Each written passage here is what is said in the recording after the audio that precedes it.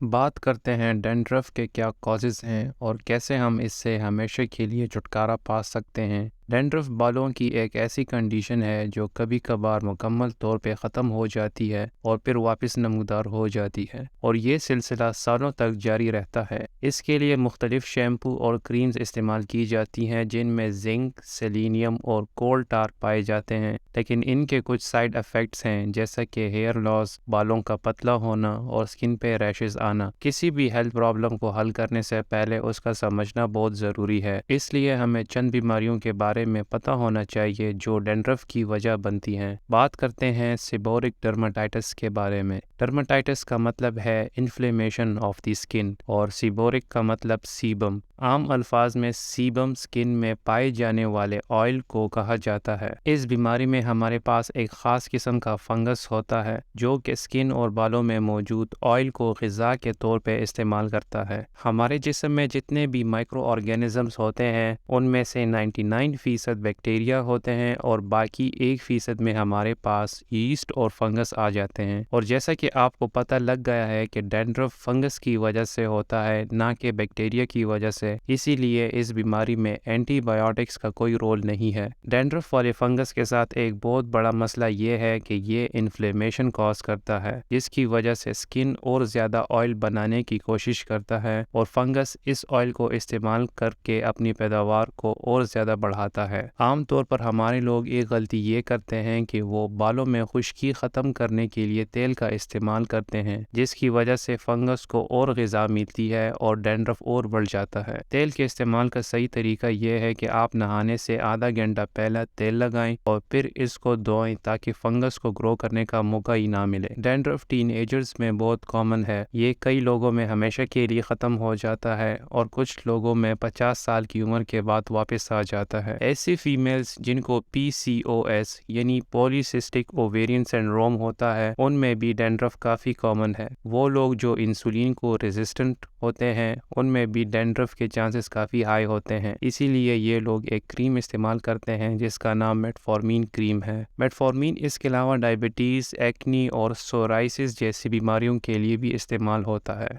Berberine एक जड़ी बूटी है जिसमें एंटी फंगल क्वालिटीज़ पाई जाती हैं और लोग इसकी क्रीम बना के डैंड्रफ के लिए इस्तेमाल करते हैं। अब बात करते हैं कि डैंड्रफ की असल जड़ क्या है, तो इसका आंसर है इंसुलिन रेजिस्टेंस। जब बॉडी में इंसुलिन के लिए रेजिस्टेंस हो तो इंसुलिन इस्तेमाल नहीं होती जिसकी वजह से हमारे जिस्म में इंसुलिन का लेवल हाई हो जाता है और हाई इंसुलिन लेवल की वजह से हमारी बॉडी एंड्रोजन्स बनाती है और इन एंड्रोजन्स के इफेक्ट से स्किन ज़्यादा ऑयल प्रोड्यूस करती है और इस ऑयल को इस्तेमाल करते हुए हमारे बालों में फंगस ग्रो करना शुरू कर देते हैं जो कि डैंड्रफ की वजह बनती है। आम तौर पर एंड्रोजन्स का लेवल मेल बच्चों में ज़्यादा होता है जब उनकी उम्र 2 साल की होती है और फीमेल्स में एंड्रोजन्स का लेवल मेनोपॉज के बाद काफ़ी ऊपर चला जाता है। तो अगर इन सारी चीज़ों को देखा जाए तो हमें मालूम होता है कि अगर हम इंसुलिन रेजिस्टेंस पे काबू पा लें तो हम डैंड्रफ को हमेशा के लिए ख़त्म कर सकते हैं। इंसुलिन रेजिस्टेंस ख़त्म करने का सबसे सिंपल तरीका कीटो डाइट और इंटरमिटेंट फास्टिंग है। रिसर्च से साबित हुआ है कि जिन लोगों को कीटो डाइट दी गई उनका डैंड्रफ काफ़ी हद तक ख़त्म हुआ। कीटो डाइट और इंटरमिटेंट फास्टिंग एक अलग पूरा चैप्टर है और मैं इस टॉपिक पे एक डिटेल वीडियो बनाने की कोशिश कर रहा हूँ। मज़ीद इस तरह की हेल्थ रिलेटेड वीडियोस देखने के लिए चैनल को सब्सक्राइब करें और अगर आपके कोई भी सजेशन हो तो कमेंट सेक्शन में मुझे आगाह करें। शुक्रिया।